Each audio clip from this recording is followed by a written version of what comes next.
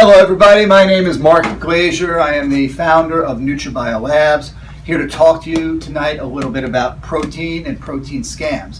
Now, if you've heard of my top protein scam list, number 3 on that list is something called WPC bait and switch. And this is a very common practice in the sports supplement industry that's used to lower the value of the protein in your 2-pound tub to make it cheaper for the manufacturer. But in the end, you get a product that's just not going to do it for you in the gym. So, to understand this, first let's define what whey protein concentrate is and what isolate is, so you really have an understanding of the two.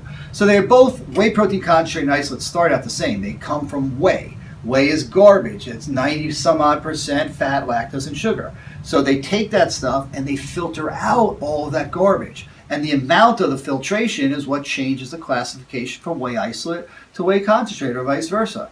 They're both the same digestibility, both the same bioavailability, both have the same great amino acid profile. It's just how much protein is in there versus the other garbage. So the definition of a whey protein isolate is a protein coming from whey that's at least 90% protein on a dry basis. Dry basis is just a lab definition for without moisture. What goes in your bottle actually has moisture in it, so it's going to be a little lower in the high 80s. So it's a very high-end protein, WPI, that's at least 90%, and it's very low in lactose, very low in cholesterol, fat, and sugar, so it's a really clean protein.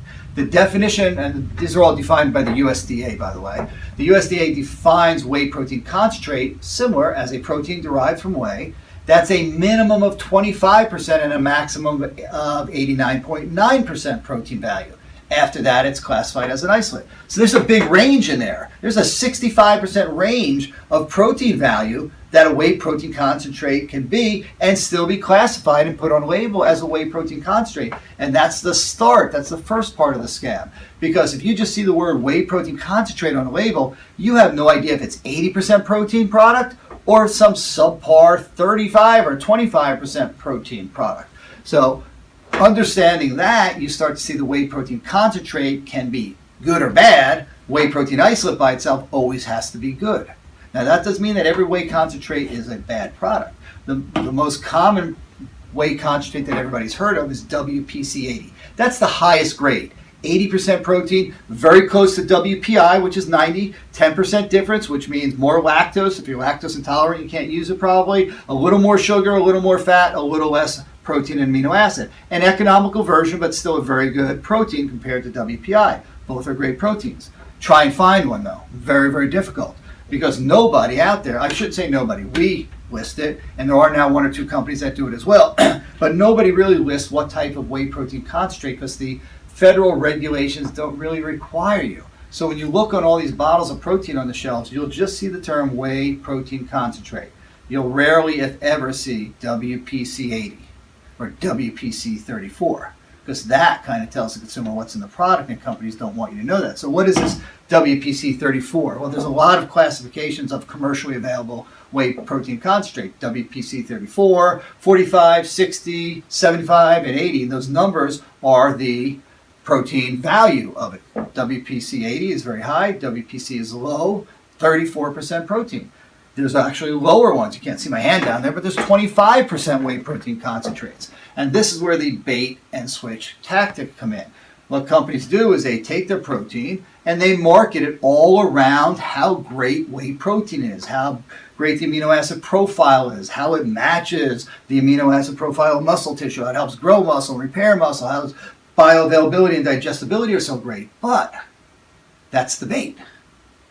When they actually put the product into the tub, they start to use very, very low grade. Not the 80%, but the 34 and 45% proteins. That's the switch. They talk about the benefit of the protein, but then they don't really put it in the product. They put subpar ingredients in there that don't have high protein value. So the technique is either to talk about the protein and put in a low grade. Now you couldn't really put all WPC 34 in a product because consumers are smart enough when they pick up a scoop that's this big.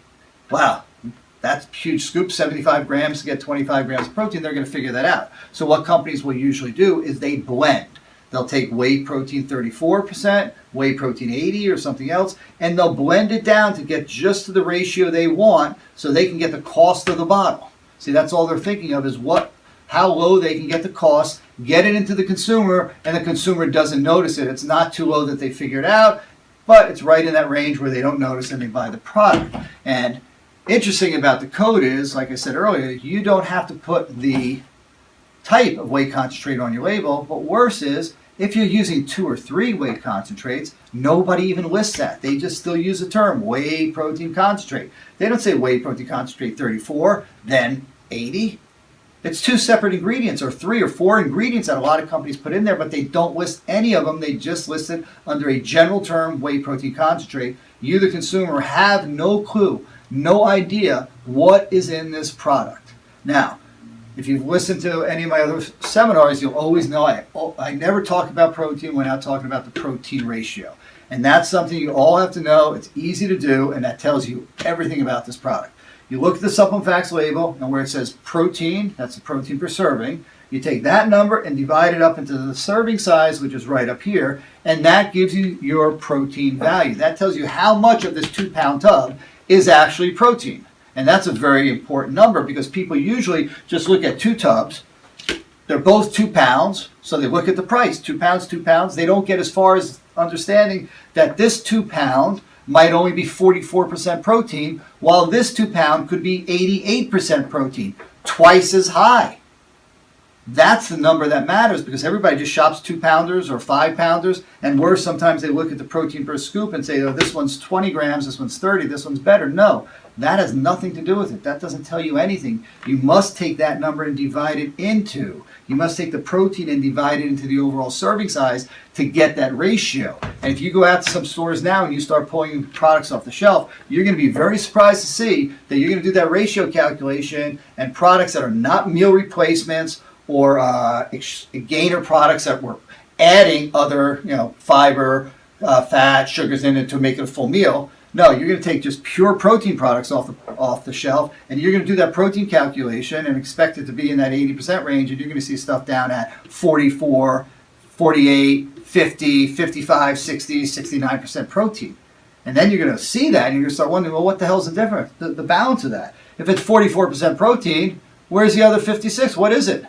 Well, it's filler. It's garbage. Well, some will be flavor and stuff like that, but the rest will be low-grade proteins filled with fat, sugar, lactose, and other substrates that are in there that just give you garbage. So always do that calculation. I'll repeat it one more time. Protein per serving divided into total serving size. That gives you the ratio, and that tells you exactly what's in that bottle. Okay? Anyway, that's it. One last thing.